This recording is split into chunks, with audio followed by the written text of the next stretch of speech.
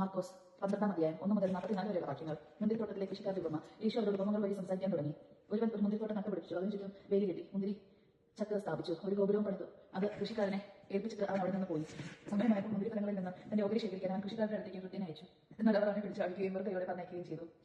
വീണ്ടും അവൻ മറ്റൊരു വൃത്തിനെ അയച്ചു. അവനെ തലയ്ക്ക് പരിക്കേൽപ്പിക്കുക അപമാനിച്ചയക്കുകയും ചെയ്തു. അവൻ വീണ്ടും ഒരുവനെ അയച്ചു. അവനെ അവർ കൊന്നുകളഞ്ഞു. മറ്റു പലരെ അയച്ചു. ചിലരെ അവർ അടിക്കുകയും ചിലരെ കൊല്ലുകയും ചെയ്തു. അവൻ ഇനി ഒരുവൻ മാത്രം അവശേഷിച്ചു. തന്റെ പ്രിയപുത്രൻ, എന്റെ പുത്രനെ അവർ മാനിക്കുമെന്ന് പറഞ്ഞ് അവസാനം അവനെ അവരുടെ അടുത്തേക്ക് അയച്ചു. കൃഷിക്കാർ പരസ്പരം പറഞ്ഞു, ഇവനാണ് അവകാശം, ഇവനെ നമ്മൾ കൊന്നുകളയാം, അവകാശം നമ്മുടേതാവും. അവർ അവനെ പിടിച്ച് കൊന്ന് മുന്തിരിത്തോട്ടത്തിൽ വെളിയിലേക്ക് എറിഞ്ഞു. ഇനി മുന്തിരിത്തോട്ടത്തിന്റെ ഉടമസ്ഥൻ എന്ത് ചെയ്യും? അവൻ വന്ന കൃഷിക്കാരെ നശിപ്പിച്ച് മുന്തിരിത്തോട്ടം വേറെ ആളുകളെ ഏൽപ്പിക്കും. ഈ വിശുദ്ധ ലിഖിതം നിങ്ങൾ വായിച്ചിട്ടില്ലേ? പണിക്കാർ ഉപേക്ഷിച്ച കല്ല് തന്നെ മൂലക്കല്ലായി തീർന്നു. ഇത് കർത്താവിന്റെ പ്രവൃത്തിയാണ്. നമ്മുടെ ദൃഷ്ടി അത്ഭുതകരമായിരിക്കുന്നു. തങ്ങൾക്കെതിരായിട്ടാണ് ഈ ഉപമ അവർ പറഞ്ഞതെന്ന് മനസ്സിലാക്കി അവർ അവനെ പിടിക്കാൻ ശ്രമിച്ചു. എന്നാൽ ജനക്കൂട്ടത്തെ അവർ ഭയപ്പെട്ടു. അതുകൊണ്ട് അവർ അവനെ വിട്ടുപോയി. സീസറിന് നികുതി കൊടുക്കുമോ? അവനെ വാക്കിൽ കൊടുക്കുന്നതിന് വേണ്ടി കുറെ ഫരിസേയരെയും ഫിലിപ്പോസ് പക്ഷക്കാരെയും അവൻ അവന്റെ അടുത്തേക്ക് അയച്ചു.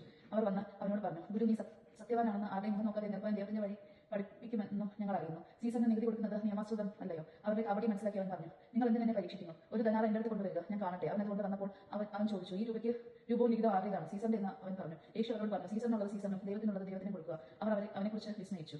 പുനരുദ്ധാനത്തെക്കുറിച്ച് വിവാദം. അനന്തരം പുനരുദ്ധാനം ഇല്ല എന്ന് പറഞ്ഞിരുന്ന സദുക്കായർ അവനെ സമീപിച്ച് ചോദിച്ചു, ഗുരു, ഒരുവൻ സന്താനമില്ലാതെ മരിക്കുകയും ഭാര്യയെ ജീവിക്കുകയും ചെയ്യുന്നെങ്കിൽ അവന്റെ സഹോദരൻ അവളെ ഭാര്യയായി സ്വീകരിക്കുന്നതിന് വേണ്ടി സന്താനങ്ങളെ ഉത്പാദിക്കുമെന്ന് മോശയുടെ കൽപ്പനയിലുണ്ട്. ഒരു 7 സഹോദരന്മാരുണ്ടായിരുന്നു. ഒന്നാമൻ ഒരുവളെ വിവാഹം ചെയ്ത് അവൻ സന്താനമില്ലാതെ മരിച്ചു. രണ്ടാമൻ അവളെ സ്വീകരിച്ചു, അവന് സന്താനമില്ലാതെ മരിച്ചു. മൂന്നാമതും അങ്ങനെ തന്നെ സംഭവിച്ചു. ഇങ്ങനെ 7 പേരും സന്താനമില്ലാതെ മരിച്ചു. അവസാനം ആ സ്ത്രീ മരിച്ചു. പുനരുദ്ധാനത്തിൽ അവർ ഉയർത്തെഴുന്നേൽക്കുമ്പോൾ അവർ ആരുടെ ഭാര്യയായിരിക്കും? അവൾ 7 പേരുടെ ഭാര്യയായിരുന്നു. യേശുവിനോട് പറഞ്ഞു, വിശുദ്ധ ലിഖിതങ്ങളോ ദൈവത്തിന്റെ ശക്തിയോ അറിയാത്തത് കൊണ്ടല്ലേ നിങ്ങൾക്ക് തെറ്റുപറ്റുന്നത്? എന്നാൽ മരിച്ചവരിൽ നിന്നും ഉയർത്തെഴുന്നേൽക്കുമ്പോൾ അവർ വിവാഹം ചെയ്യുകയോ ചെയ്തു കൊടുക്കുകയില്ല. മറിച്ച് സ്വർഗ്ഗത്തിലെ ദൂതന്മാരെ പോലെ ആയിരിക്കും. മരിച്ചവർ ഉയർത്തെഴുന്നേൽക്കുന്നതിനെ കുറിച്ച് ദൈവം മുൾപടർപ്പിൽ നിന്ന് മോശയോട് അരുളി ചെയ്തു. എന്താണെന്ന് മോശയുടെ പുസ്തകത്തിൽ നിങ്ങൾ വായിച്ചിട്ടില്ലേ? അവിടുന്ന് പറഞ്ഞു, ഞാൻ അബ്രഹാമിന്റെ ദൈവം, ഇസഹാക്കിന്റെ ദൈവം, യാക്കോബിന്റെ ദൈവമാണ്. അവിടുന്ന് മരിച്ചവരുടെ അല്ല, ജീവിക്കുന്നവരുടെ ദൈവമാണ്. നിങ്ങൾക്ക് വലിയ തെറ്റുപറ്റിയിരിക്കുന്നു. സുപ്രധാന കൽപ്പനകൾ. ഒരു നിയമജ്ഞൻ വന്ന് അവരുടെ വിവാദം കേട്ട് അവർ നന്നായി ഉത്തരം പറയുന്നു എന്ന് മനസ്സിലാക്കി അവനോട് ചോദിച്ചു, എല്ലാത്തിനും പ്രധാനമായ കൽപ്പന ഏതാണ്? യേശു പ്രതിവച്ചു, ഇതാണ് ഒന്നാമത്തെ കൽപ്പന. ഇസ്രായേലിനെ കേൾക്കുകയും നമ്മുടെ ദൈവമായ കർത്താവാണ് ഏക കർത്താവ്. നീ നിന്റെ ദൈവമായ കർത്താവിനെ പൂർണ്ണ ഹൃദയത്തോടും പൂർണ്ണ ആത്മാവോടും പൂർണ്ണ മനസ്സോടും പൂർണ്ണ ശക്തിയോടും കൂടി സ്നേഹിക്കുക. രണ്ടാമത്തെ കൽപ്പന, നിന്നെപ്പോലെ തന്നെ നിന്റെ അയൽക്കാരനെ സ്നേഹിക്കുക. ഇവയേക്കാൾ വലിയ കൽപ്പനയൊന്നുമില്ല. നിയമജ്ഞൻ പറഞ്ഞു, ഗുരു, അങ്ങ് പറഞ്ഞത് ശരി തന്നെ. അവൻ ഏകനാണെന്നും അവിടെ നിന്നല്ലാതെ മറ്റൊരു ദൈവവും ഇല്ലെന്നും അവിടുത്തെ പൂർണ്ണ ഹൃദയത്തോടും പൂർണ്ണ മനസ്സോടും പൂർണ്ണ ശക്തിയോടും കൂടി സ്നേഹിക്കുന്നതും തന്നെ പോലെ അയൽക്കാരനെ സ്നേഹിക്കുന്നതും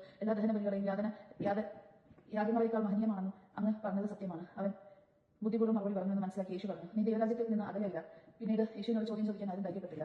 ക്രിസ്തു ദാവീദിന്റെ പുത്രൻ. ദേവാലയത്തിൽ പഠിപ്പിച്ചുകൊണ്ടിരിക്കുമ്പോൾ യേശു ചോദിച്ചു, ക്രിസ്തു ദാവീദിന്റെ പുത്രനാണെന്ന് നിയമങ്ങൾ പറയുന്നത് എങ്ങനെ? പരിശുദ്ധാത്മാവിനാൽ പ്രചോദിതനായി ദാവീദ് തന്നെ പറഞ്ഞിട്ടുണ്ട്, കർത്താവ് എന്റെ കർത്താവിനോട് അരുളി ചെയ്തു, ഞാൻ നിന്റെ ശത്രുക്കളെ നിന്റെ പാദങ്ങൾക്ക് കീഴിലാക്കുമ്പോൾ നീ എന്റെ വലതുഭാഗത്ത് ഉപവിഷ്ടനാവുക. ദാവീദ് തന്നെ അവനെ കർത്താവ് എന്ന് വിളിക്കുന്നു. പിന്നെ എങ്ങനെയാണ് അവൻ അവന്റെ പുത്രനാകുന്നത്? ജനക്കൂട്ടം സന്തോഷപൂർവ്വം അവന്റെ വാക്കുകൾ ശ്രമിച്ചു. നിയമജ്ഞരെ വിമർശിക്കുന്നു. അവരിങ്ങനെ പഠിപ്പിച്ചു, നിങ്ങൾ നിയമജ്ഞരെ സൂക്ഷിച്ചുകൊള്ളൂ. നീണ്ട നിലങ്കകൾ ധരിച്ച് നടക്കാനും പൊതുസ്ഥലങ്ങൾ അഭിവാദനം സ്വീകരിക്കാനും സിനഗോഗുകളിൽ മുഖ്യസ്ഥാനങ്ങളും വിരുന്നുകളിൽ അഗ്രാസനങ്ങളും ലഭിക്കാനും അവർ ആഗ്രഹിക്കുന്നു. എന്നാൽ അവർ വിധവകളുടെ ഭവനങ്ങൾ വിഴുങ്ങുകയും ദീർഘമായി പ്രാർത്ഥിക്കുന്നുവെന്ന് നടിക്കുകയും ചെയ്യുന്നു. ഇവർക്ക് കൂടുതൽ കഠിനമായ ശിക്ഷാവിധി ലഭിക്കും. വിധവയുടെ കണക്ക്. അവൻ ഭണ്ഡാരത്തിന് എതിർവശത്തിരുന്ന് ജനക്കൂട്ടം ഭണ്ഡാരത്തിൽ നാണയത്തുട്ടുകൾ ഇടുന്നത് ശ്രമിച്ചു. പല ധനവാന്മാരിലും വലിയ തുകകൾ നിക്ഷേപിച്ചു. അപ്പോൾ ദരിദ്രയായ വിധവ ഏറ്റവും വില കുറഞ്ഞ 2 ചെറു നാണയങ്ങൾ ഇട്ടു. അവൻ ശിഷ്യന്മാരെ അടുത്ത് വിളിച്ച് പറഞ്ഞു, സത്യമായി നിങ്ങളോട് പറയുന്നു, ഈ ദരിദ്ര വിധവ മറ്റാരെങ്കിലും കൂടുതൽ ഭണ്ഡാരത്തിൽ നിക്ഷേപിച്ചിരിക്കുന്നു. എന്നാൽ അവരെല്ലാവരും തങ്ങളുടെ സമൃദ്ധിയിൽ നിന്ന് സംഭാവന ചെയ്തു. ഇവരുടെ തന്റെ ദാരിദ്ര്യത്തിൽ നിന്ന് തനിക്കുണ്ടായിരുന്നതെല്ലാം എന്റെ ഉപജീവനത്തിനുള്ള വക മുഴുവനും നിക്ഷേപിച്ചിരിക്കുന്നു. ദൈവജനങ്ങൾ നാം കേട്ടത് നമുക്ക്